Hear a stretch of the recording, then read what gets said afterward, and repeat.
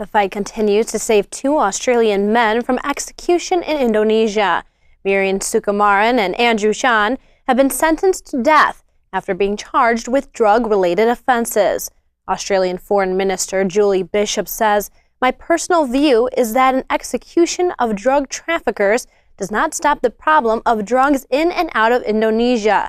There's a much broader approach that needs to be taken." The case has sparked international rallies against the death penalty. Families of the 2 men have gone to Indonesia pleading for their sons' lives. Chaos at a Cairo stadium in Egypt. Clashes between police and fans caused at least 22 deaths. Thousands of fans stormed the gates of the stadium, attempting to gain entry into a soccer game. As police tried to dismantle the crowd, fights broke out. One witness said, "Suddenly the security forces began firing tear gas and bird shots all over the place." Authorities say that due to the stampede, some died from asphyxiation and were trampled on. Fans have now turned on police, saying officers forced them into a narrow passageway, which caused many of the fatalities. Egyptian President Abdul al-Sisi says that he has great sorrow over the incident. Indications that the U.S. may supply Ukraine with weaponry to fight pro-Russian separatists is causing international tension. Both France and Germany are against the U.S. offering their financial support to Ukraine. The countries worry it could heighten eastern Ukraine violence.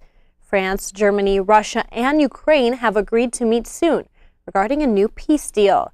United Kingdom's Foreign Secretary Philip Hammond recently expressed his opinion of Russian President Vladimir Putin. Hammond compares the Russian leader to a medieval tyrant.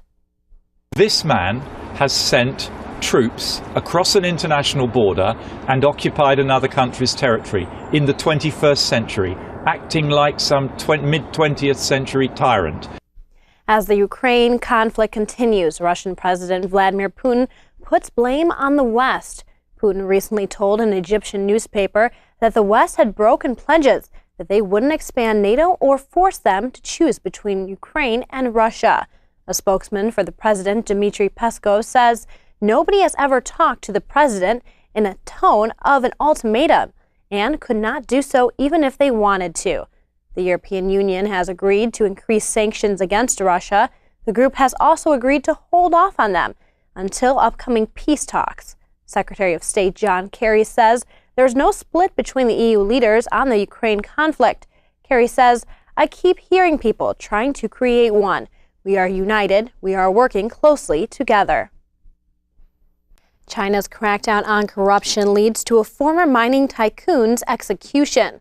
Liu Han was given the death sentence after being accused of murder and running a so-called mafia-style gang. Liu, who once was named one of China's richest people, becomes part of a high-profile investigation last year. The businessman's brothers were also given the death penalty. Since Chinese President Xi Jinping came into office 2 years ago, the country has worked hard to control corruption. Liu's conviction is one of the most predominant cases to date involving a private businessman. The search continues for the victims of Trans-Asia Flight 235. The crash left 15 people injured and at least another 40 dead. As aviation officials continue their investigation into the crash, new data shows possible fault on the pilot. Both engines were shown to be turned off at the time of the crash, but only one was damaged. Authorities say the fuel line to the second engine was manually shut off. This raises the question, why did the pilot cut the second engine? Aviation experts speculate that the pilot made the mistake of turning it off in hopes to keep the plane in the air. Taiwan aviation officials declined to provide any interpretation of what they believe happened in the crash. A full report is due within the next year. Shots ring out in the French city of Marseille. A hooded gunman walked up to a police car, firing multiple rounds inside.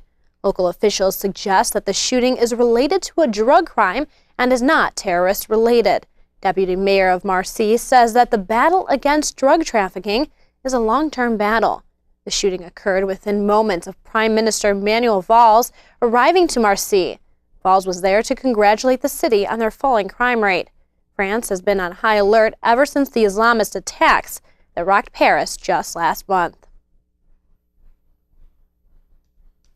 We're just not going to get into specifics about Americans being held overseas for privacy of them, of their families. Obviously, as you can imagine, these are very sensitive situations, so we're just not going to get into those details. Frustration grows for the family of American aid worker Kayla Mueller. The young woman was kidnapped by the Islamic State in 2013. The group said at the time Mueller would be given a death sentence in retaliation for the U.S. detainment of a Pakistani woman. Now ISIS claims they didn't kill Mueller and that recent U.S.-led airstrikes by Jordan did. The U.S. government has yet to confirm the group's statement. The White House refuses to negotiate with the Islamic State over hostages or demands. Mueller's family has made a statement hoping their daughter is still alive.